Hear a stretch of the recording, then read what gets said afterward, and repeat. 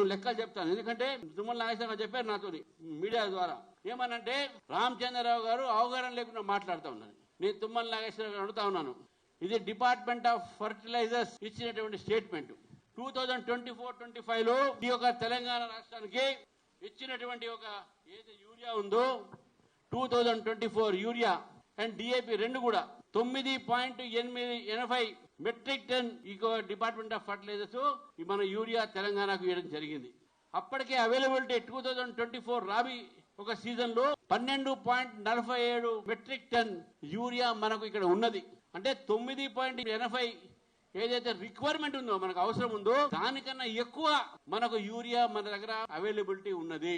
మరి ఎందుకు ఈ రోజు యూరియా షార్టేజ్ ఉంది? ఏమైంది ఆ ఎక్సెస్ షార్టేజ్, ఎక్సెస్ యూరియా? ఈ యొక్క యూరియాలు దందాలు ఎవరు చేస్తా ఉన్నారు? మందుల దుకాణాలు, ఎరువు దుకాణాలు మీరు కంట్రోల్ చేయాలి.